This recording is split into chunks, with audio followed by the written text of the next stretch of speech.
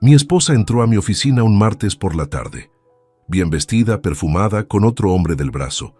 Caminó hasta mi escritorio delante de todos mis compañeros, puso un sobre encima de mis papeles y me dijo: «Vine a despedirme bien. Te mereces saber la verdad aquí. Él es con quien quiero estar, tú nunca fuiste suficiente». Tenía 54 años, 22 de matrimonio y ni una sola sospecha de que ese martes ordinario sería el día en que mi vida entera se partiría en dos. Antes de continuar, suscríbete y activa la campanita, porque cada día publicamos nuevas historias. Deja tu like y cuéntanos en los comentarios desde qué ciudad y país nos ves. Me llamo Rodrigo Castaño Vega. Tengo 54 años. Trabajo como ingeniero industrial senior en una empresa de construcción de infraestructuras en Valencia. Y hasta hace poco creía que era un hombre razonablemente feliz. No extraordinariamente feliz, no de esos que sonríen todo el tiempo sin razón aparente, pero sí alguien que tenía lo suficiente para sentirse en paz. Un trabajo estable, una casa propia, un matrimonio de 22 años que, pensaba yo, resistía el peso del tiempo mejor que la mayoría. Me equivocaba, y la forma en que descubrí mi error fue la más humillante que puede existir. Esa mañana del martes había empezado como cualquier otra. Llegué a la oficina a las 8:10. Saludé a Amparo Delgado Ruiz, mi asistente administrativa de 38 años. Dejé el café sobre el escritorio y abrí los planos de una obra en Castellón que llevaba semanas dándome problemas con las mediciones de cimentación. El despacho olía a papel impreso y a ese desinfectante suave que usaba la señora de la limpieza cada mañana. Era un olor que asociaba con normalidad, con rutina, con la tranquilidad de saber exactamente lo que iba a pasar en las próximas horas. A las 3:47 de la tarde, esa tranquilidad desapareció para siempre. Escuché primero el silencio. Y digo el silencio porque en una oficina con 16 personas trabajando, el ruido de fondo es constante. Teclados, teléfonos, conversaciones en voz baja, sillas que se mueven. Cuando ese ruido se interrumpe de golpe, el cuerpo lo nota antes que la mente. Levanté la vista de los planos y la vi. Beatriz Molina Serrano, mi esposa de 49 años, estaba en la entrada del despacho abierto. Llevaba el vestido azul marino que yo mismo le había regalado el año anterior por su cumpleaños, el cabello recogido y un perfume que llegó hasta mi escritorio antes que ella. Iba bien. Demasiado bien para un martes de trabajo sin ninguna ocasión especial que yo recordara. Tardé exactamente 2 segundos en ver al hombre que caminaba a su lado. Era alto, de complexión atlética, con el cabello oscuro peinado hacia atrás y un traje gris que evidentemente no era barato. Tenía una mano apoyada levemente en la espalda baja de Beatriz, con esa familiaridad tranquila de quien no necesita demostrar nada porque ya lo tiene todo claro. Más tarde sabría que se llamaba Nicolás Herrera Pardo, que tenía 46 años y que era socio de una consultora financiera en Madrid. Pero en ese momento, yo no sabía nada de eso. Solo veía a un desconocido con la mano en la espalda de mi esposa, caminando hacia mí entre los escritorios de mis compañeros. Nadie en la oficina habló. Amparo había dejado de teclear.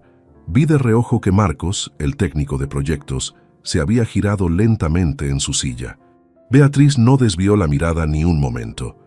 Caminó directo hasta mi escritorio, con una calma que en ese momento me resultó incomprensible, sacó un sobre blanco del bolso y lo depositó encima de los planos de Castellón, sobre las mediciones que yo había estado revisando hacía apenas un minuto.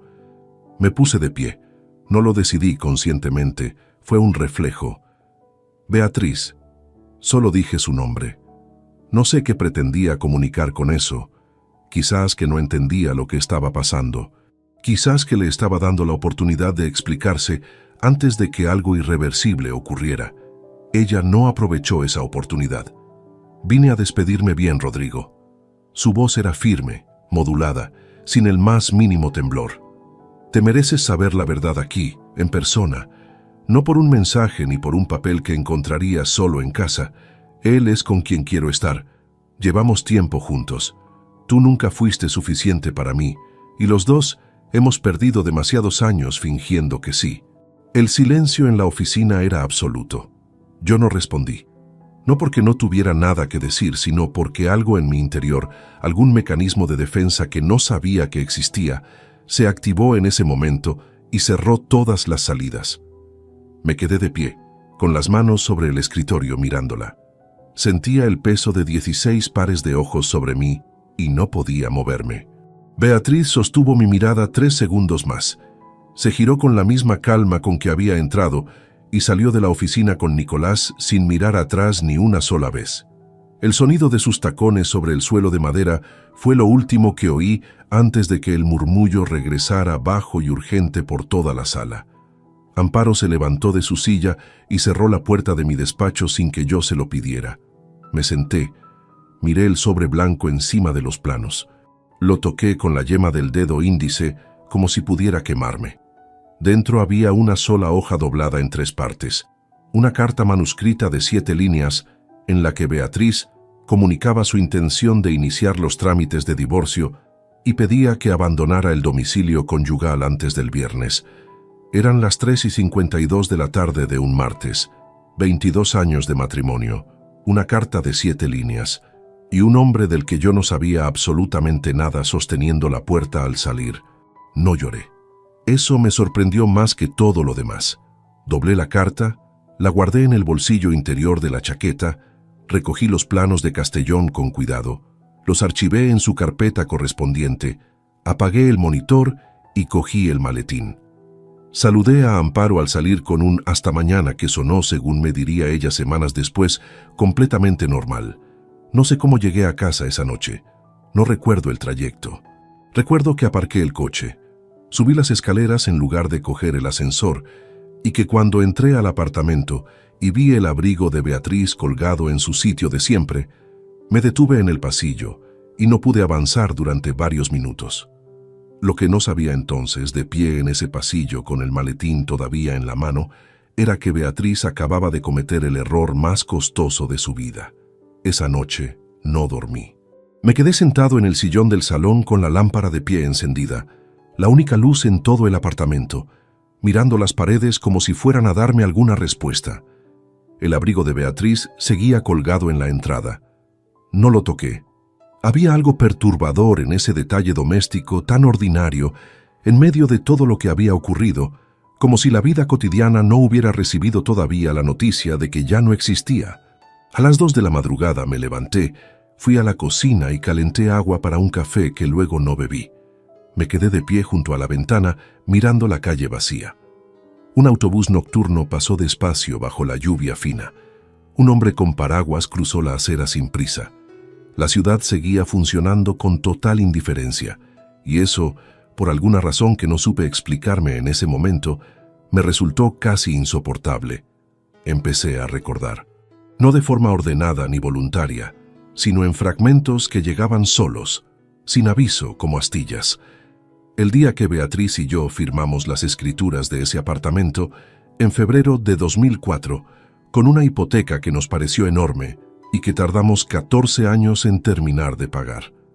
Ella había llorado de alegría en el ascensor vacío antes de que llegaran los muebles, y yo la había abrazado sin decir nada, porque en ese momento las palabras me parecían insuficientes. Teníamos 32 años. Creíamos que lo más difícil ya había pasado.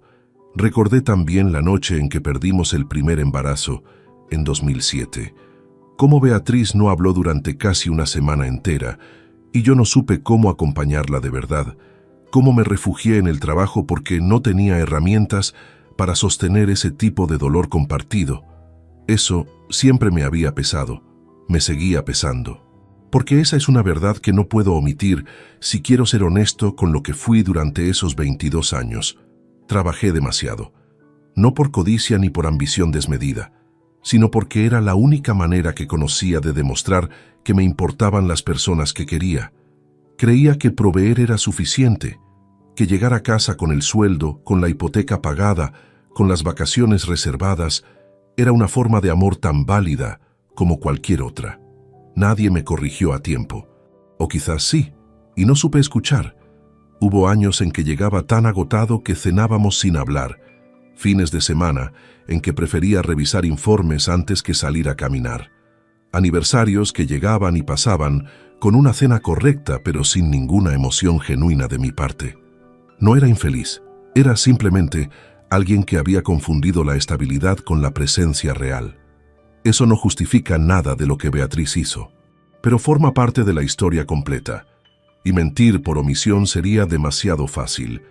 Lo que sí me costaba entender esa noche, de pie junto a la ventana con el café frío en la mano, era la frialdad.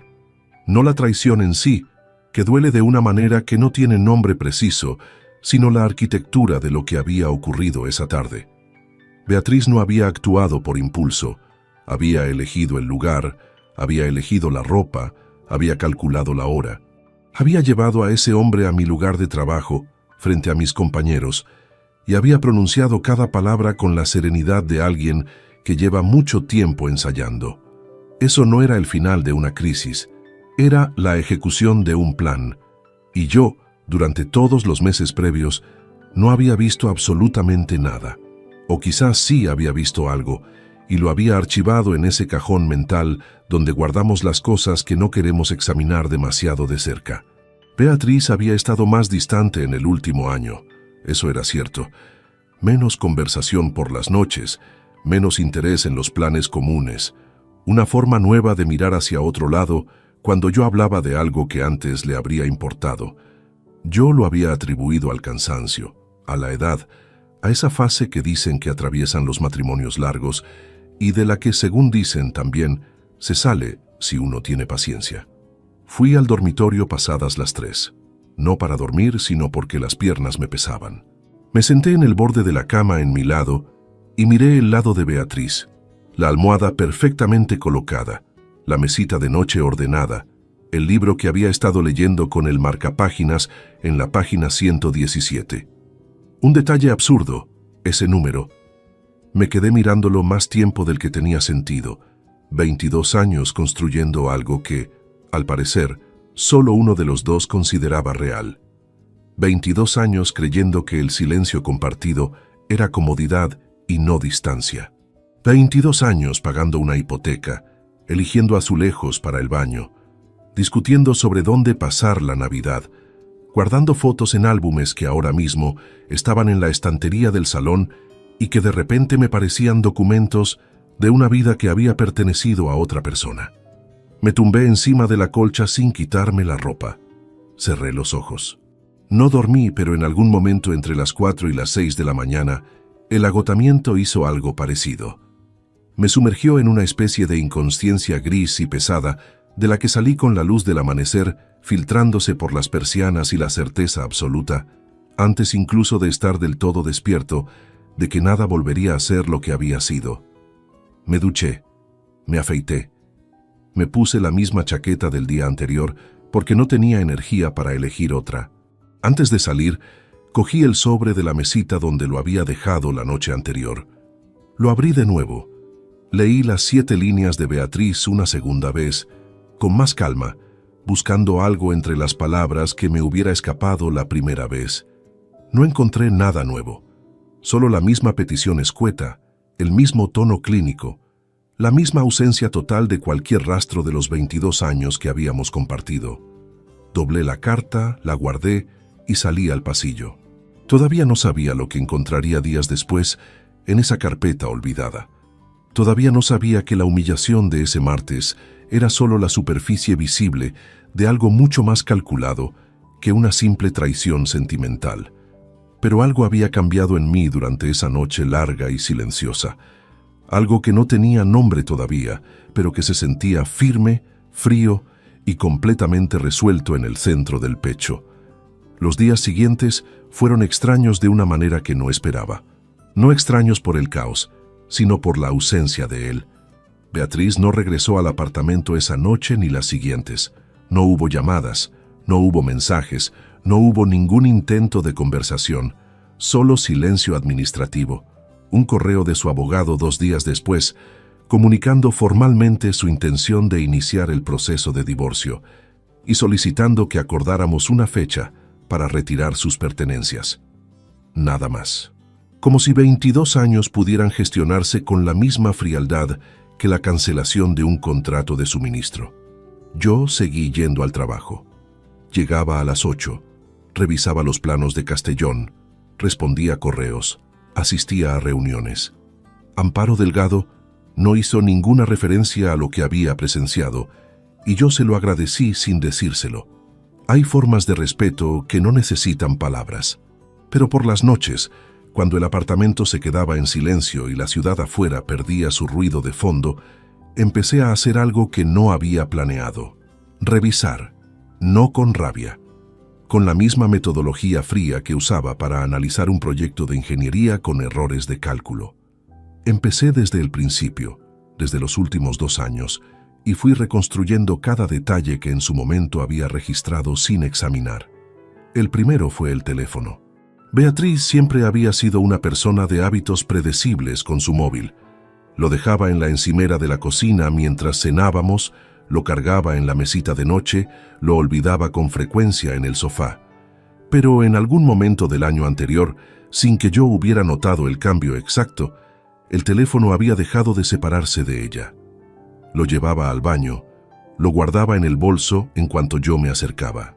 Una vez, recordé ahora, lo había girado boca abajo sobre la mesa cuando yo me senté a su lado con un gesto tan natural que en aquel momento no registré como significativo.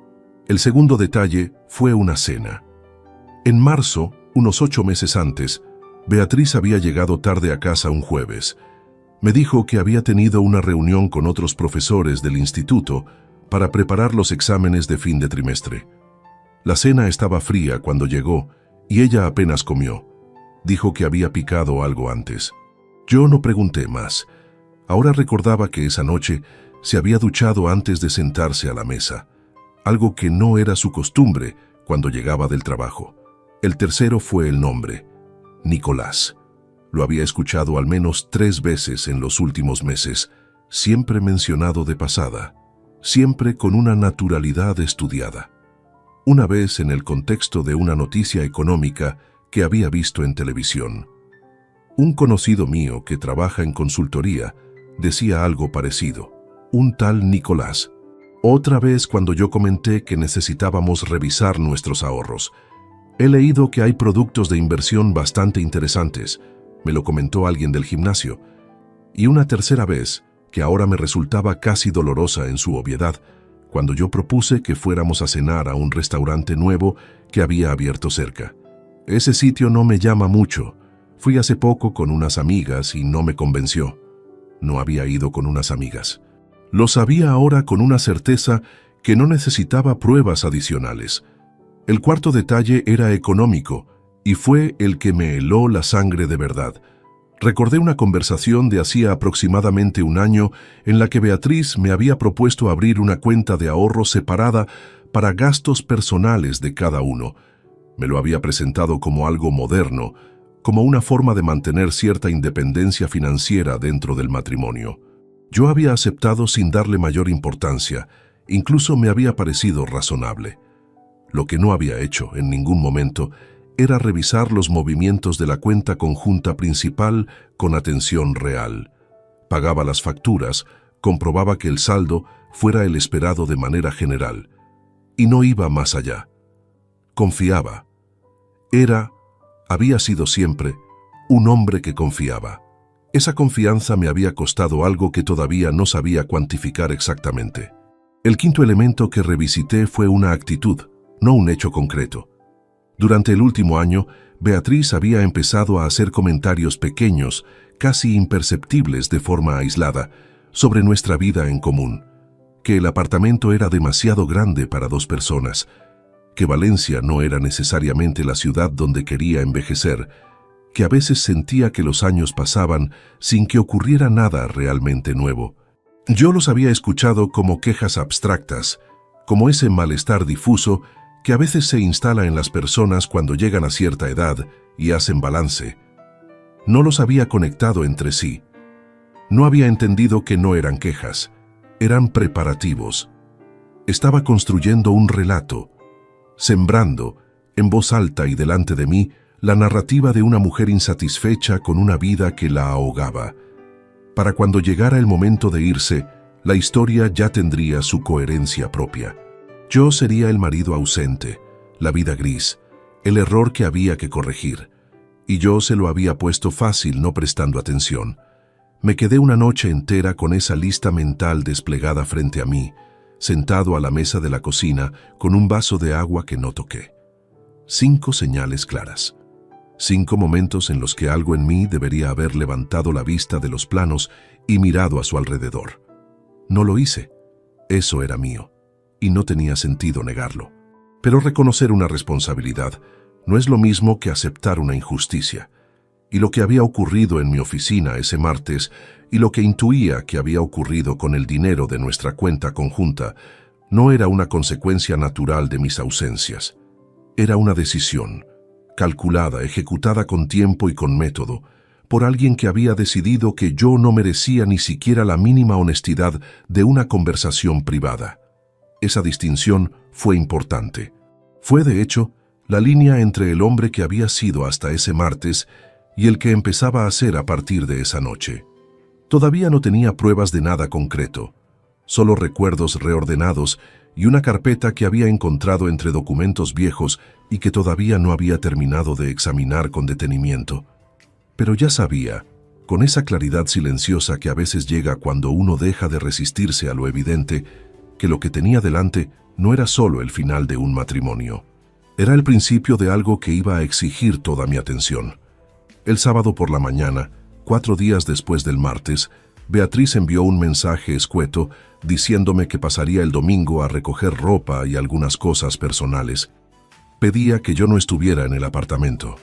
No lo formuló como petición, sino como indicación, con esa seguridad tranquila de alguien que ya no considera necesario negociar el tono.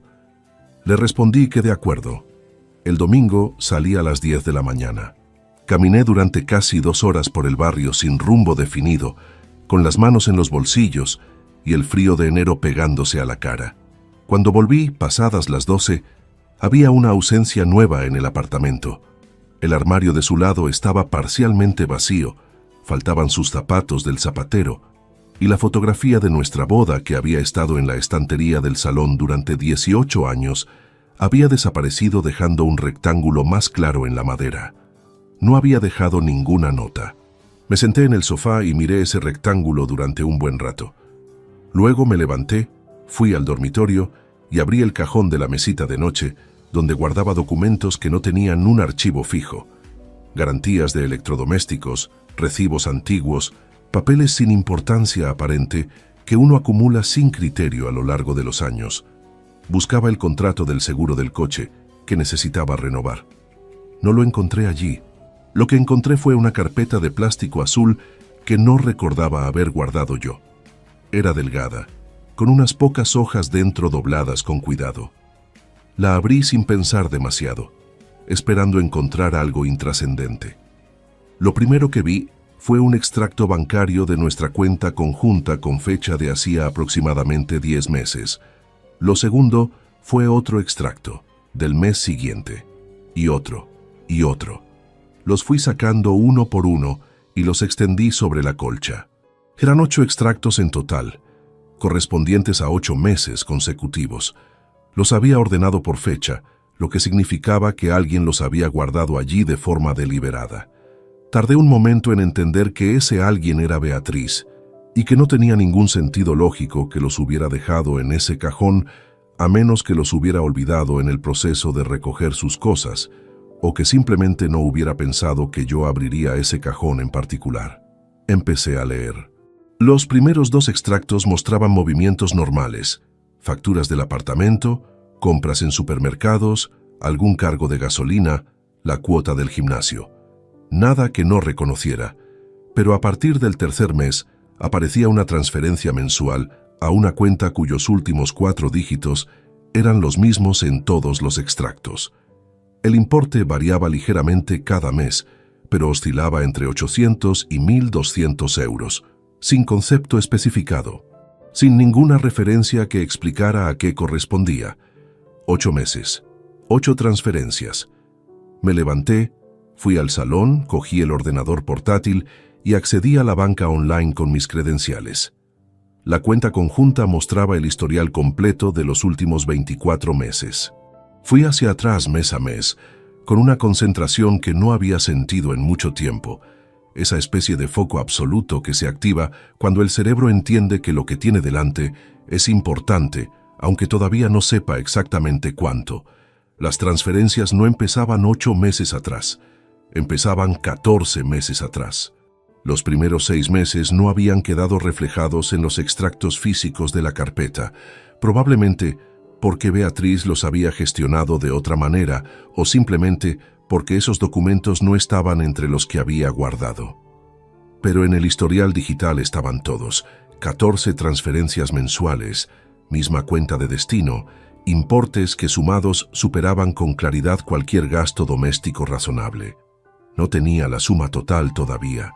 No tenía herramientas para acceder a los datos completos de esa cuenta de destino, pero lo que veía en la pantalla era suficiente para entender que lo ocurrido el martes en mi oficina no había sido una decisión impulsiva, nacida de una crisis emocional. Había sido el último paso de un proceso que llevaba más de un año en marcha. Cerré el ordenador. Guardé los extractos físicos dentro de la carpeta azul con el mismo orden en que los había encontrado. Luego los metí en mi maletín, en el compartimento interior con cierre, donde guardaba los documentos de trabajo que no quería que se mezclaran con nada. Esa noche llamé a Ernesto Vázquez Palacios. Llevábamos conociéndonos desde la facultad, más de 30 años, y era el único hombre del que estaba completamente seguro que no diría nada a nadie si yo le pedía discreción. Ernesto tenía 56 años, trabajaba como aparejador independiente y tenía una cualidad poco común. Sabía cuándo hablar y cuándo simplemente escuchar. Le dije que necesitaba verle, que no era urgente en el sentido de una emergencia, pero que tampoco podía esperar demasiado. Me preguntó si estaba bien. Le dije que no especialmente, pero que estaba entero. Quedamos para el lunes siguiente a mediodía, en un bar cerca de su estudio que conocíamos desde hacía años. Colgué y me quedé en el sillón con la única lámpara encendida, igual que la noche del martes, pero con una diferencia fundamental respecto a aquella primera noche. Entonces miraba las paredes sin saber qué buscar. Ahora tenía algo concreto entre manos. Todavía no entendía la escala completa de lo que había ocurrido. Eso llegaría después, con la ayuda de personas que sabían moverse en terrenos que yo desconocía. Pero ya tenía suficiente para saber que el camino que tenía delante no era el del hombre herido que acepta en silencio y firma donde le digan. Había otra opción. Y esa noche, con la carpeta azul en el maletín y 14 meses de transferencias inexplicadas en la pantalla del ordenador, decidí que era la única que estaba dispuesto a considerar. El lunes a mediodía me senté frente a Ernesto en una mesa del fondo del bar, lejos de la barra y de la televisión encendida en un canal de deportes. Pedimos 2 cafés que ninguno de los dos tocó durante la primera media hora. Le conté todo, no de forma desordenada ni emocional, sino con la misma secuencia con que hubiera presentado un informe técnico. Los hechos, la cronología, lo que había encontrado en los extractos, lo que intuía que faltaba por descubrir. Ernesto escuchó sin interrumpir. Cuando terminé, estuvo en silencio unos segundos, removió el café que ya estaba frío y dijo: «Rodrigo, esto no es solo un divorcio. Necesitas un abogado antes de que ella mueva cualquier pieza más». Era exactamente lo que yo ya sabía, pero escucharlo dicho en voz alta por alguien de confianza lo convirtió en algo más urgente, más real. Esa misma tarde llamé a Salvador Ortega Fuentes. Salvador tenía 52 años y llevaba más de 2 décadas especializándose en derecho matrimonial en Valencia. No lo conocía personalmente, sino a través de una referencia que Ernesto me había dado hacía años en el contexto de un conocido común que había pasado por un proceso de separación complicado. Recordaba haber anotado su nombre en algún sitio por si acaso, con esa precaución absurda de quien espera no necesitar jamás cierta información. Lo busqué esa tarde. Llamé a su despacho a las 5 menos cuarto. Su secretaria me dio cita para el miércoles a las 11 de la mañana. Anoté la dirección, colgué y me quedé mirando el papel durante un momento. Había algo definitivo en ese gesto tan simple. Llamar a un abogado matrimonialista es admitir, de una forma que no tiene marcha atrás, que el problema existe y que uno ha decidido enfrentarlo en lugar de absorberlo. El miércoles llegué 10 minutos antes de la hora. El despacho de Salvador estaba en un edificio discreto del centro, segundo piso, con una sala de espera pequeña y ordenada que olía a madera y a papel. No había revistas sobre la mesa, solo una planta verde en la esquina y una luz natural que entraba por una ventana orientada al norte. Me pareció un lugar serio sin necesidad de aparentarlo. Salvador Ortega era un hombre de estatura media, cabello gris cortado con precisión, con una forma de escuchar que transmitía atención sin impaciencia. Cuando terminé de explicarle la situación, extendió la mano hacia los extractos que yo había llevado en el maletín y los examinó en silencio durante varios minutos, pasando las hojas con cuidado, deteniéndose en algunas líneas. «Necesito acceso al historial completo de la cuenta conjunta», dijo finalmente. «Todo lo que pueda exportar desde la banca online, los 24 meses completos. Y si tiene acceso a otros documentos financieros compartidos, contratos, declaraciones de renta conjuntas, escrituras, tráigalos todos». Le pregunté directamente qué veía en los extractos. «Veo un patrón», respondió sin rodeos. «Transferencias regulares a una cuenta de destino fija, sin concepto, con importes variables pero dentro de un rango consistente. Eso no es un gasto doméstico ni un ahorro planificado conjuntamente. Para determinar la escala real necesito los números completos, pero lo que me trae hoy ya es suficiente para establecer que hay una línea de investigación clara».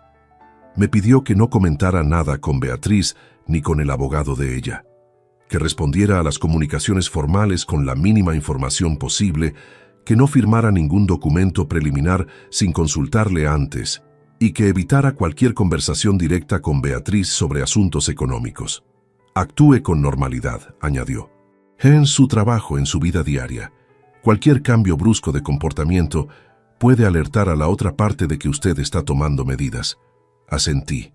Eso ya lo había decidido solo, pero confirmarlo con alguien que sabía lo que hacía le daba una solidez diferente. Antes de salir, Salvador mencionó algo que cambió la dimensión de lo que yo creía que estaba manejando.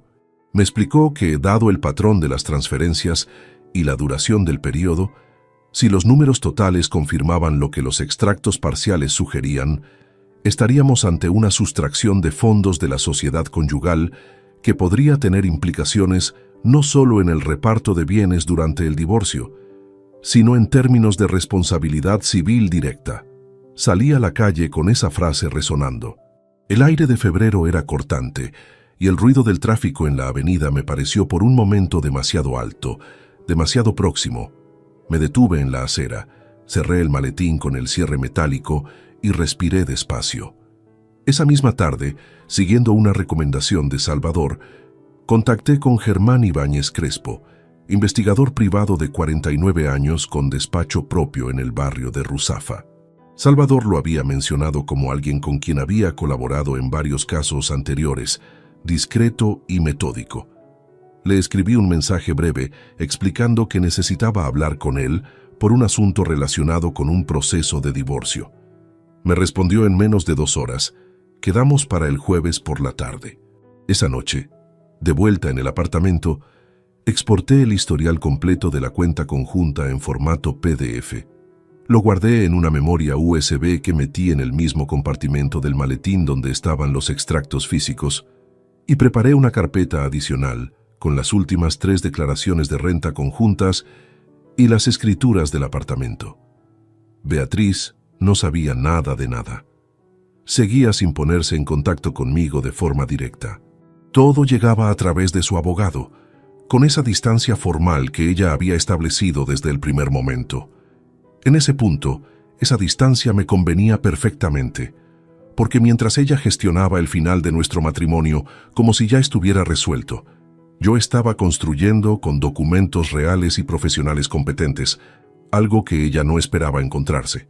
Germán Ibáñez Crespo tenía el despacho en un primer piso sin rótulo visible en la fachada, con una placa pequeña junto al telefonillo que solo ponía sus iniciales. El interior era funcional y sin pretensiones. Una mesa de trabajo, 2 sillas para visitas, un archivador metálico gris y una ventana con la persiana a media altura. No había nada decorativo. Era el espacio de alguien que trabajaba, no de alguien que quería impresionar. Me recibió con un apretón de manos firme y fue directo desde el primer momento. Le expliqué el caso con el mismo orden con que se lo había presentado a Salvador. La situación, las fechas, los extractos, el nombre de Nicolás Herrera Pardo. Tomó notas en un cuaderno de tapas negras sin levantar la vista más de 2 veces. Cuando terminé, me preguntó si tenía fotografías de Nicolás. Le mostré las que había encontrado buscando su nombre en internet, vinculadas a la consultora donde trabajaba. «Es suficiente para empezar», dijo. «Dame 10 días». Los 10 días siguientes fueron los más extraños que recuerdo. Externamente, mi vida continuó con una regularidad casi irritante. Oficina, informes, reuniones sobre la obra de Castellón que seguía acumulando retrasos. Comía solo en el bar de debajo del edificio. Llamaba a Ernesto cada 2 o 3 días, conversaciones cortas en las que él preguntaba cómo estaba y yo respondía con honestidad que estaba sostenido, que era distinto a estar bien. Por las noches, revisaba los documentos que había reunido, no para encontrar algo nuevo, sino para mantener el mapa claro en la cabeza. Era una forma de no perder el hilo en medio de una rutina que por fuera parecía completamente normal. El 10º día, Germán me llamó a las 6 de la tarde. «Tengo lo que necesita, venga mañana a las 5». Llegué 5 minutos antes. Germán abrió el cuaderno de tapas negras sobre la mesa y junto a él colocó una carpeta de color marrón con varias hojas impresas y algunas fotografías en blanco y negro. No me dio la carpeta de inmediato. Primero habló.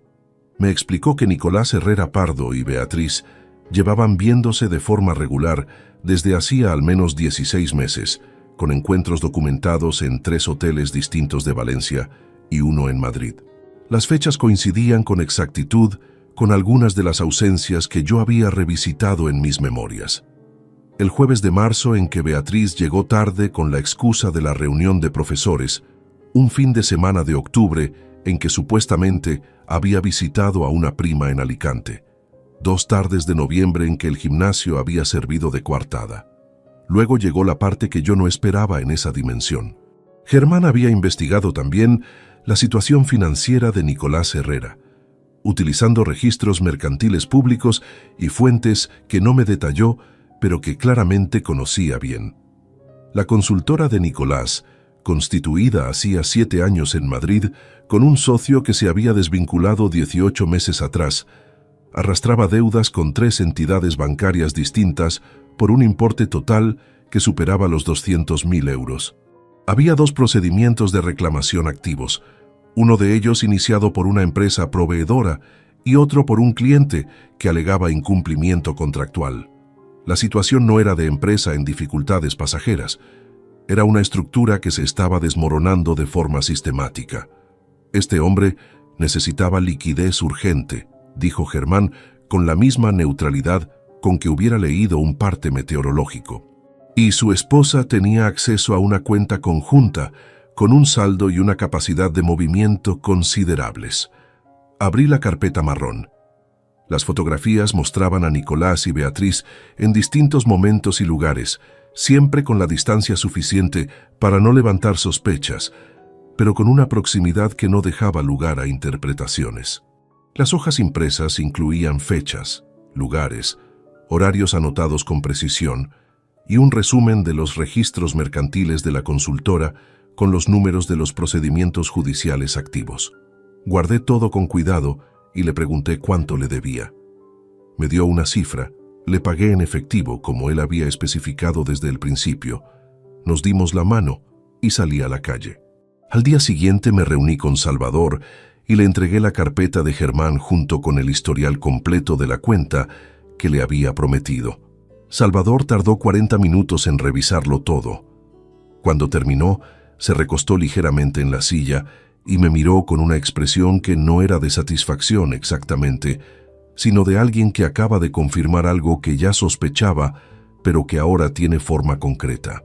El total desviado de la cuenta conjunta en 14 meses asciende a 87.000 euros, dijo. Con los registros que tenemos, la documentación del investigador y el historial bancario completo, la posición de su esposa en el proceso de divorcio es considerablemente más débil de lo que ella calcula en este momento. Le pregunté qué significaba eso en términos prácticos.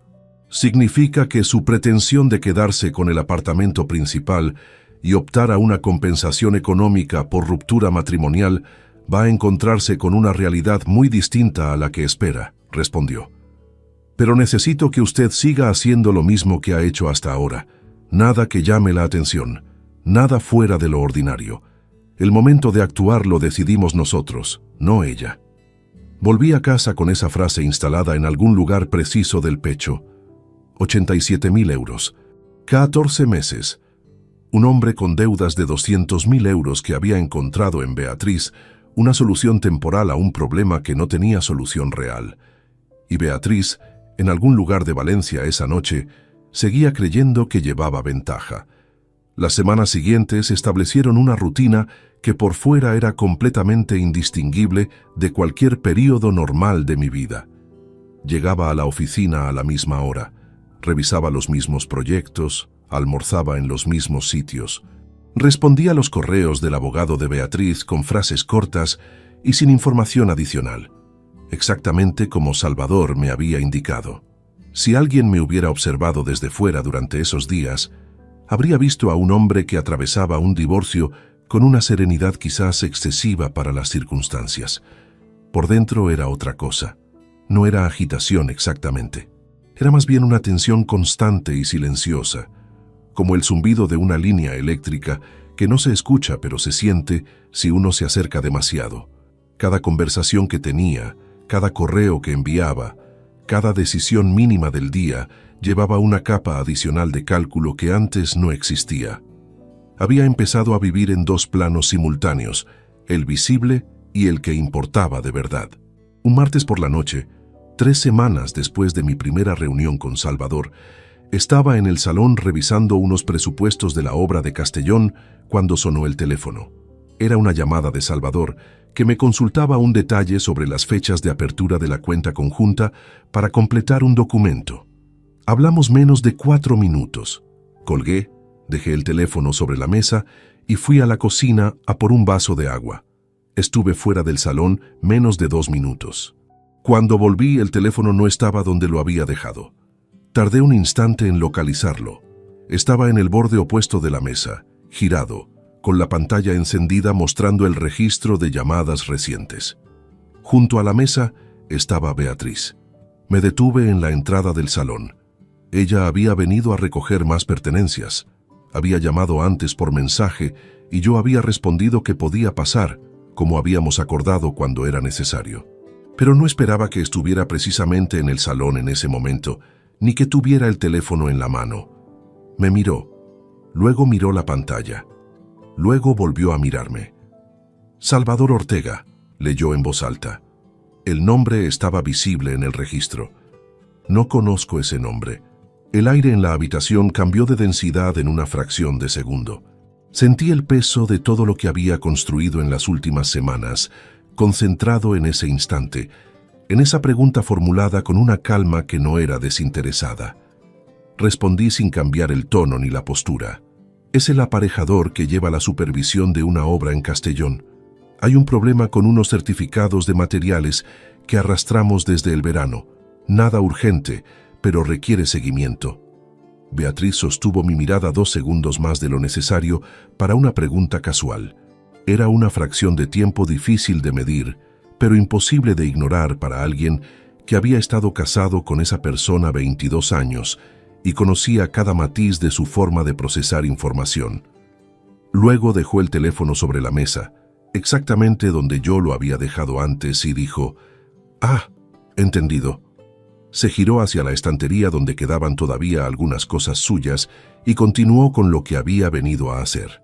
Yo fui a la cocina, serví el vaso de agua, bebí la mitad de pie junto al fregadero y esperé a que el pulso volviera a su ritmo habitual. Tardó más de lo que me hubiera gustado. Beatriz se fue 20 minutos después con una bolsa y una caja pequeña. Al salir, dijo hasta luego, con la misma entonación neutra de siempre.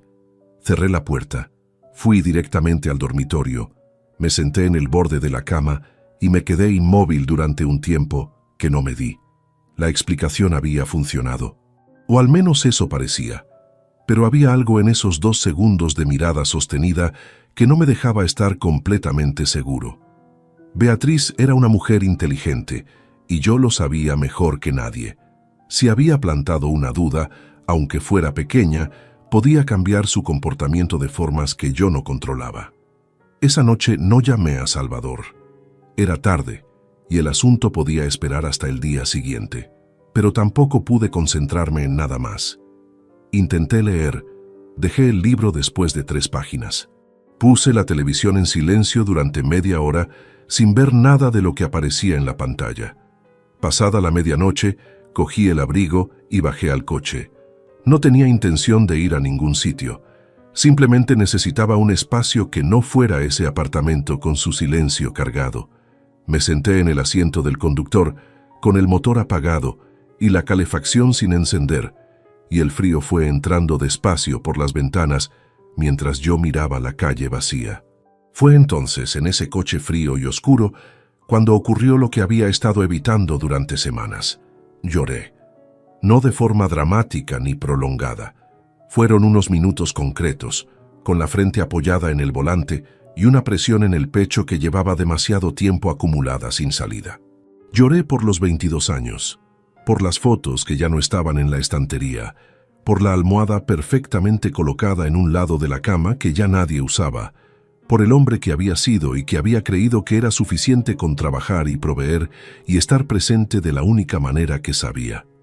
Y luego, cuando pasó, me limpié la cara con el dorso de la mano, miré por el parabrisas durante un momento y pensé con una claridad que sorprendía por lo tranquila.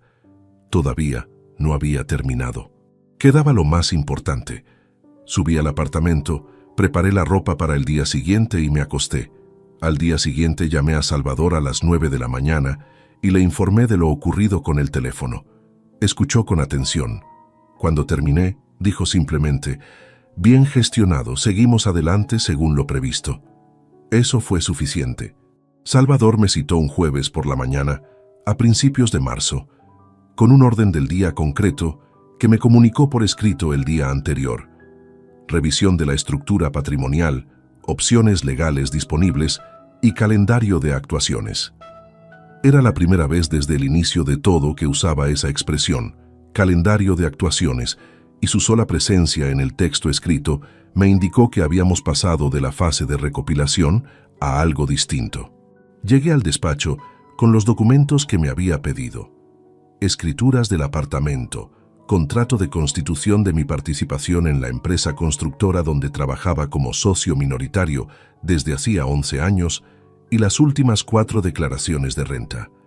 Salvador los revisó con calma, tomó algunas notas y luego me explicó la situación con la misma precisión directa que había caracterizado cada conversación que habíamos tenido.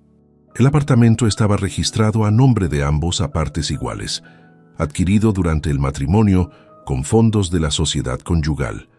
En condiciones normales de divorcio, eso implicaba un reparto negociado o una liquidación judicial. Pero las transferencias documentadas alteraban ese escenario de forma sustancial. El dinero desviado de la cuenta conjunta formaba parte del patrimonio común y su sustracción unilateral constituía un perjuicio directo a la sociedad de gananciales que los tribunales podían considerar al determinar el reparto final. Respecto a la participación empresarial, Salvador me explicó una vía que yo desconocía, pero que, según me aclaró con detalle, estaba completamente dentro del marco legal vigente. Era posible constituir una sociedad de responsabilidad limitada unipersonal, transferir a ella mi participación en la constructora como aportación de capital y hacer esto antes del registro formal de la demanda de divorcio, siempre que la operación quedara debidamente documentada, valorada por un perito independiente y sin intención fraudulenta demostrable. No estamos hablando de ocultar nada, subrayó Salvador. Estamos hablando de reorganizar una estructura que usted tiene todo el derecho de reorganizar como titular legítimo. La diferencia entre lo que es legal y lo que no está en la documentación y en el momento. Ambas cosas están a nuestro favor ahora mismo. Le pregunté cuánto tiempo teníamos. 3 semanas como máximo. El abogado de su esposa presentará la demanda en breve, lo intuyo por el ritmo de sus comunicaciones. Necesitamos actuar antes de esa fecha. Esa misma semana, Salvador coordinó la constitución de la sociedad. El notario que gestionó la operación se llamaba Aurelio Campos Reyes, 58 años, un hombre de pocas palabras y movimientos precisos que firmó y selló cada documento con la eficiencia de quien ha hecho ese mismo trabajo miles de veces. La valoración pericial de mi participación empresarial la realizó un economista colegiado que Salvador conocía, con un informe de 17 páginas que quedó archivado junto al resto de la documentación. El proceso completo llevó 12 días. Durante esos 12 días, Beatriz no dio señales de haber notado nada. Sus comunicaciones llegaban con la misma cadencia de siempre, siempre a través de su abogado, siempre sobre aspectos formales del proceso, la fecha para retirar los últimos muebles que eran suyos, una consulta sobre un seguro de vida conjunto que quería cancelar, la solicitud de una copia de un documento fiscal antiguo. Yo respondía con puntualidad y con la información justa, nada más. Lo que me resultaba más difícil de esos días no era la tensión de lo que estaba haciendo, sino mantener una superficie completamente lisa cuando por dentro el nivel de concentración exigido era considerable.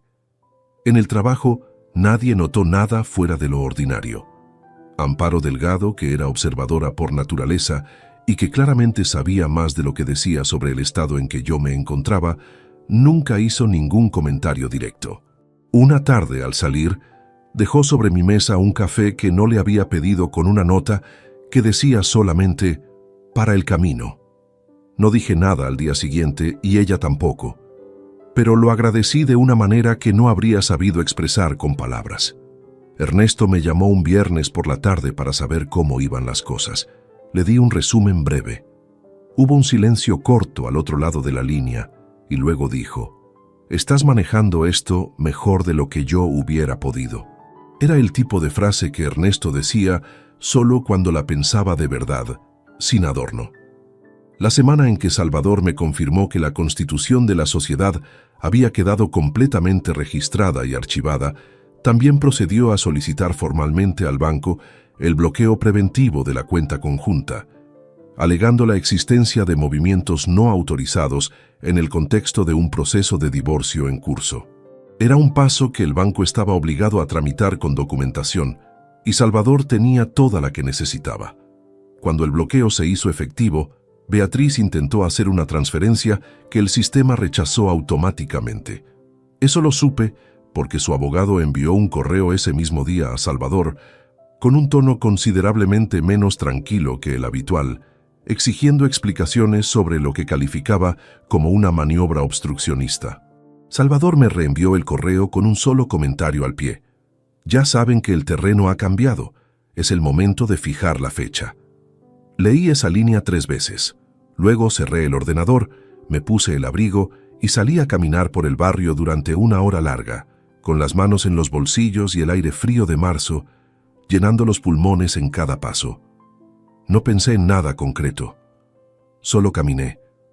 Cuando volví al apartamento, la sensación que me acompañó al cerrar la puerta no era euforia ni alivio.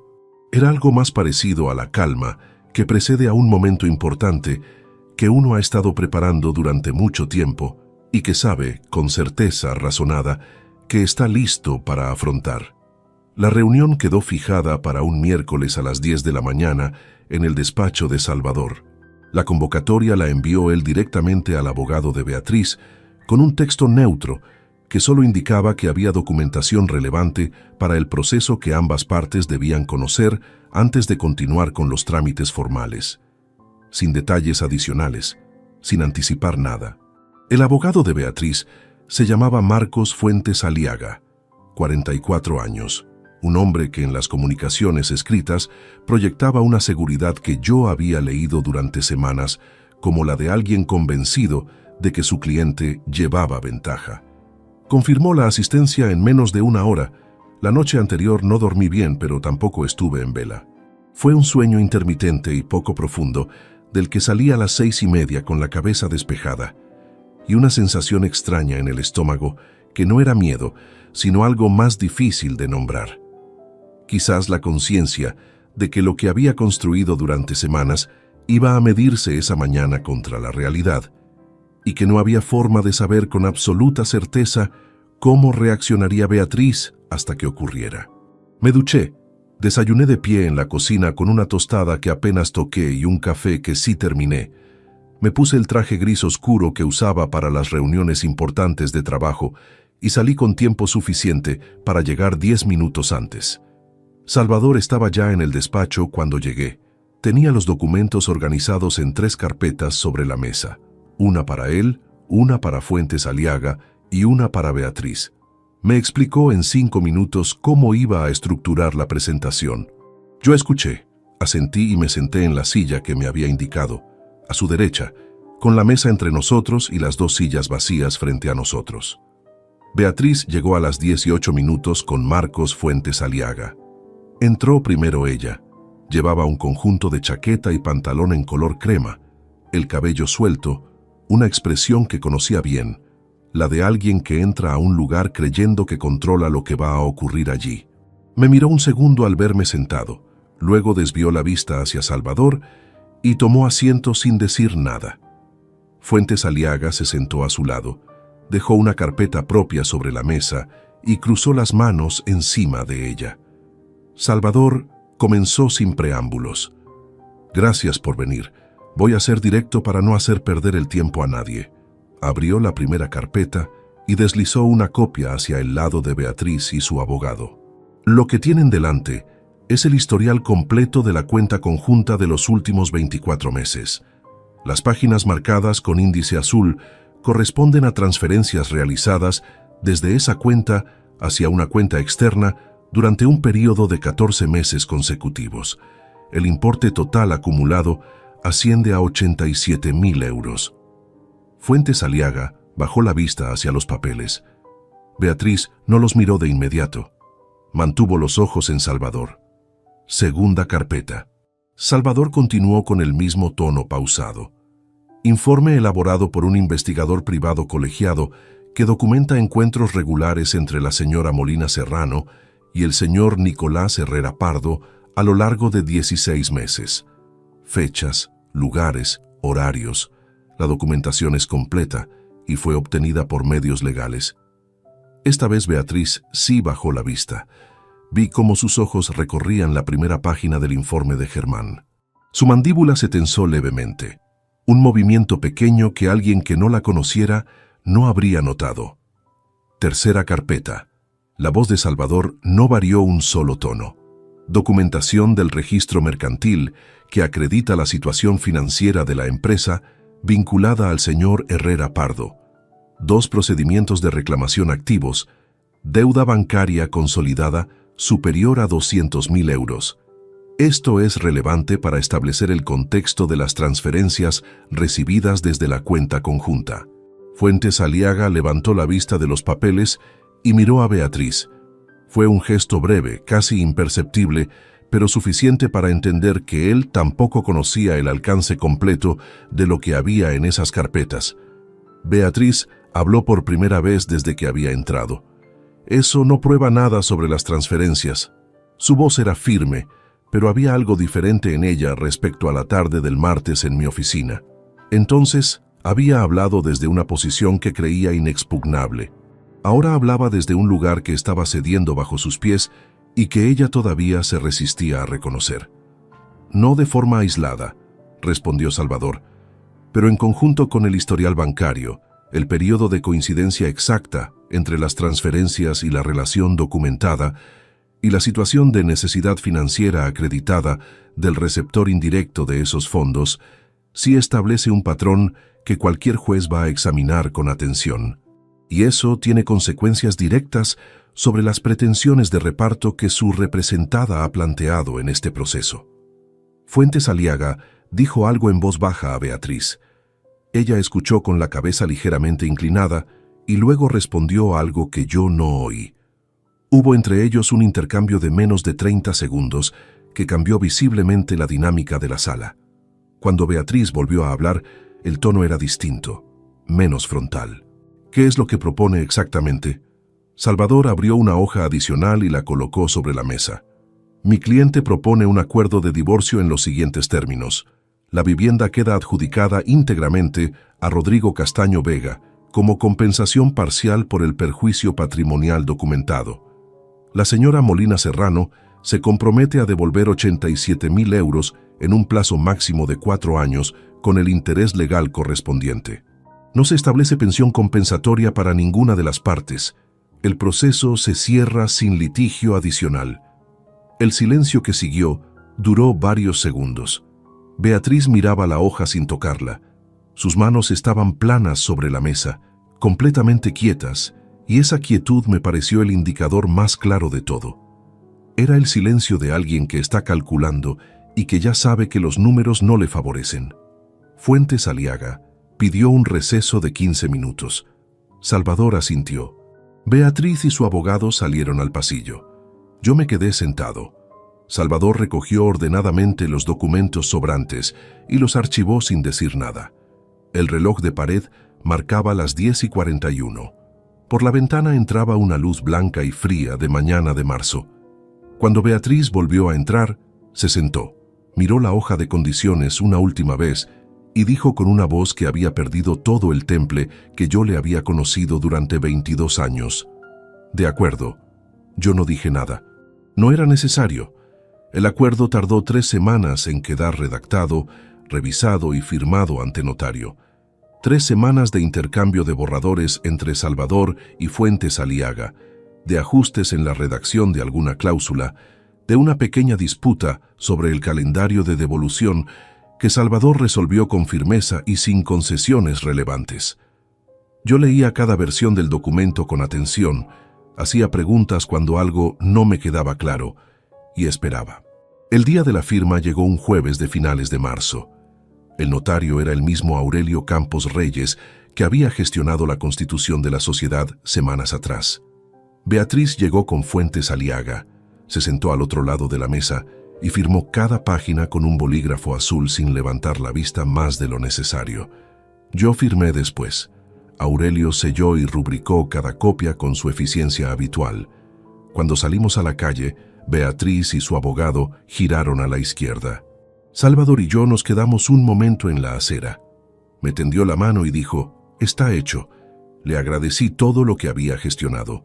Nos despedimos y cada uno tomó su camino. Caminé solo durante un rato sin dirección concreta. Las consecuencias del acuerdo eran claras y concretas. El apartamento quedaba inscrito en el registro a mi nombre exclusivo en un plazo de 30 días. Beatriz había firmado el compromiso de devolución de los 87.000 euros en 48 cuotas mensuales de 1.812 euros con 50 céntimos cada una, con el interés legal aplicado. No había pensión compensatoria, no había reparto adicional de bienes, no había ninguna de las condiciones que el abogado de Beatriz había planteado en las primeras comunicaciones del proceso. Todo lo que ella había calculado obtener no existía ya en ningún documento. Lo que ocurrió con Nicolás Herrera Pardo no me llegó directamente sino a través de Ernesto, que lo supo por un conocido del sector financiero en Madrid. 3 semanas después de la firma, Nicolás había dejado de responder los mensajes de Beatriz. Ella lo llamó varias veces en el transcurso de unos pocos días, según lo que Ernesto me contó con la discreción de quien sabe que la información duele, aunque uno no quiera reconocerlo. Nicolás le dijo finalmente, en una conversación que debió de ser breve a juzgar por lo que siguió, que la situación había cambiado y que no podía continuar. No me alegré de eso, o al menos no de la manera en que quizás hubiera esperado. Era la confirmación de algo que ya sabía desde que Germán me había explicado la situación financiera de la consultora. Nicolás nunca había estado en esa relación por las razones que Beatriz creía, y eso Aunque ella lo hubiera elegido libremente, tenía un peso propio que yo no necesitaba añadir a lo que ya cargaba. En el trabajo, las cosas siguieron su curso habitual. La obra de Castellón finalmente resolvió los problemas de cimentación que habían estado paralizando el proyecto durante meses. Amparo Delgado organizó una pequeña celebración interna cuando se firmó el acta de replanteo definitivo, con café y unos bollos que trajo ella misma. Nadie hizo ninguna referencia explícita a lo que había ocurrido en esa misma oficina meses atrás. Era una forma de respeto colectivo que aprecié sin necesidad de expresarlo. Ernesto me invitó a cenar un viernes de abril. Fuimos a un restaurante que conocíamos desde hacía años. Pedimos vino tinto y un menú largo que no tuvimos prisa en terminar. Hablamos de muchas cosas y también de esto, pero sin el peso de las semanas anteriores. Era la primera conversación en meses en que el tema no llevaba consigo esa carga de consecuencias pendientes. Ernesto levantó su copa en algún momento de la noche y dijo simplemente: «Por los que hacen las cosas bien». Chocamos los vasos y no añadimos nada más. Hubo una tarde ya en mayo en que llegó al apartamento el primer extracto bancario a mi nombre exclusivo, sin el segundo titular. Era un documento completamente ordinario, una hoja con números y fechas, pero lo sostuve en la mano más tiempo del necesario antes de archivarlo. Había algo en ese papel tan simple que resumía de forma más precisa que cualquier sentencia lo que había cambiado. La empresa, reorganizada bajo la nueva estructura societaria, seguía funcionando con normalidad. Salvador me había explicado que la operación había quedado completamente blindada desde el punto de vista legal, y los meses transcurridos desde entonces confirmaban que no había ninguna impugnación posible. Lo que había construido en 11 años de trabajo como socio estaba intacto. Beatriz cumplió con la primera cuota de devolución en la fecha acordada, y la segunda. Salvador me informaba puntualmente de cada transferencia recibida con un mensaje breve. Yo respondía con un acuse de recibo igualmente breve. Era una comunicación completamente transaccional, reducida a su mínima expresión, que probablemente continuaría durante 4 años y que cada mes recordaría a ambos, de formas distintas, lo que había ocurrido. No hablé con ella directamente en ningún momento después de la firma. No hubo llamadas, no hubo mensajes personales, no hubo ningún intento de conversación por ninguna de las dos partes. El silencio entre nosotros era completo y a su manera definitivo. Había algo liberador en eso y algo pesado al mismo tiempo. No eran sensaciones contradictorias, eran simplemente las dos caras de un resultado que era justo, pero que no podía ser ligero, porque nada construido durante 22 años puede deshacerse sin dejar un volumen de ausencia que ocupa espacio real. Lo que quedaba ahora con el apartamento inscrito a mi nombre y los documentos archivados y el proceso cerrado, era algo que no había tenido tiempo de examinar durante todos esos meses de concentración y estrategia. La pregunta sobre qué venía después. Todavía no tenía una respuesta clara, pero era la primera vez en mucho tiempo que esa pregunta no me pesaba. Solo estaba ahí, abierta, esperando. Pasaron los meses con una cadencia que al principio me resultó difícil de habitar y que luego, gradualmente, fue adquiriendo una textura propia. El apartamento seguía siendo el mismo en sus dimensiones y en su distribución, pero había cambiado de una manera que no tenía que ver con los muebles ni con las paredes. Era el silencio, principalmente. No el silencio incómodo de los últimos años del matrimonio, ese que se instala entre dos personas que han dejado de encontrarse de verdad, sino un silencio diferente, el de un espacio que le pertenece a una sola persona y que esa persona está aprendiendo a ocupar sin disculparse por ello. Cambié algunas cosas, no por borrar rastros, sino porque me apeteció hacerlo. Moví el sillón del salón hacia la ventana. Compré una lámpara de escritorio para el cuarto que había usado siempre como almacén y que reconvertí en un espacio de trabajo personal para los planos que a veces necesitaba revisar en casa. Tiré ropa que no usaba desde hacía años y que había conservado sin razón aparente. Eran gestos pequeños, pero cada uno tenía el peso específico de una decisión tomada sin consultar a nadie. Ernesto me preguntó una tarde, durante uno de nuestros almuerzos, si había pensado en conocer a alguien. Le dije que todavía no. Me miró como si quisiera decir algo más y luego optó por no hacerlo. Le agradecí eso también, aunque no en voz alta. La verdad es que en ese periodo no tenía capacidad real para añadir a mi vida nada que requiriera atención emocional sostenida. No era tristeza exactamente, ni tampoco el bloqueo de alguien que no ha procesado lo que le ocurrió. Era más bien el reconocimiento honesto de que había gastado una cantidad considerable de energía durante meses y que el cuerpo y la cabeza necesitaban un tiempo sin exigencias adicionales. Lo acepté sin dramatismo. Sí cambió algo en mi relación con el trabajo, aunque de forma sutil. Empecé a salir de la oficina a una hora más razonable. No siempre, no de forma radical, pero sí con más frecuencia que antes. Amparo lo notó sin comentarlo, que era su forma habitual de notar las cosas. Un par de veces me fui antes de que ella misma recogiera sus cosas, algo que en los años anteriores habría sido impensable. No sé si eso era madurez o simplemente cansancio acumulado que había encontrado por fin un cauce. Probablemente las dos cosas. Hubo una noche de junio en que no pude dormir y salí al balcón. Hacía calor y la ciudad a esa hora tenía ese rumor suave y continuo que Valencia mantiene incluso de madrugada, como si no terminara de apagarse del todo. Me quedé apoyado en la barandilla durante un buen rato, mirando los tejados y las luces dispersas, y pensé en los 22 años con una distancia que antes no podía tener. No los pensé con rabia, tampoco con nostalgia exactamente. Los pensé como lo que eran, una parte real de mi historia, con sus momentos genuinos y sus engaños, con mis ausencias y sus decisiones, con todo lo que había sido verdad y todo lo que resultó no serlo. Negarlos habría sido tan deshonesto como idealizarlos. Habían ocurrido. Me habían formado, y el hombre que estaba apoyado en ese balcón en una noche de junio era, en parte, el resultado de todo eso, incluido lo más difícil. Salvador me llamó en julio para informarme de que la tercera cuota había llegado puntualmente. Le di las gracias. Me preguntó cómo estaba. Le dije que bien, y esta vez lo decía sin el matiz de reserva que había tenido durante meses cuando respondía a esa pregunta. Él lo notó, creo, porque hubo una pausa breve antes de que dijera: «Me alegra escuchar eso». Colgamos y seguí con lo que estaba haciendo.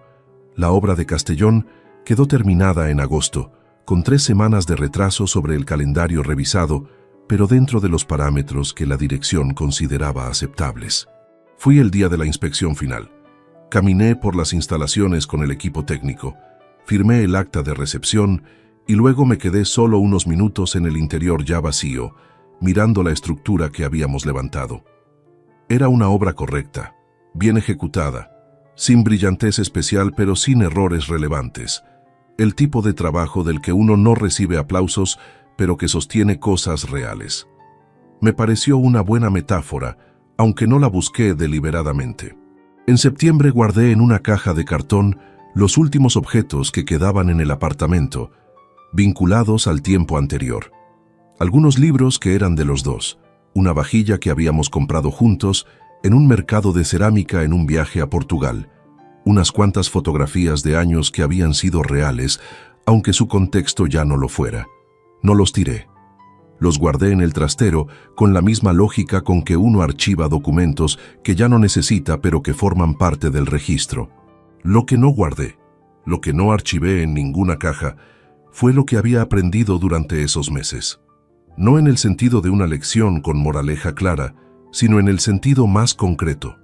Había aprendido que la confianza sin atención no es virtud sino negligencia, que el silencio cómodo puede ser la forma más lenta y costosa de perder algo, que hay una diferencia enorme entre ser un hombre que trabaja para los suyos y ser un hombre que está presente de verdad, y que cuando a uno le arrebatan la dignidad públicamente, la única respuesta que vale algo es la que se construye en silencio, con paciencia, con pruebas y con la cabeza fría. Una mañana de octubre, antes de salir hacia la oficina, me detuve un momento en el pasillo. El gancho donde Beatriz había colgado su abrigo durante 22 años estaba vacío, como lo había estado desde enero. Lo había visto cada día durante meses sin que me produjera nada en particular. Ese día, por alguna razón que no supe identificar, lo miré durante unos segundos y luego cogí mi abrigo. Lo colgué allí, en ese gancho, y salí. Era un gesto sin importancia. O quizás era exactamente eso. La señal más pequeña y más honesta de que el espacio era mío, que el tiempo que quedaba por delante también lo era, y que eso, después de todo lo ocurrido, era suficiente para empezar. Si esta historia te ha gustado, apóyanos con un like. Suscríbete al canal y déjanos tus opiniones en los comentarios.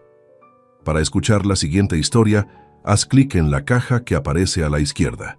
Gracias por acompañarnos.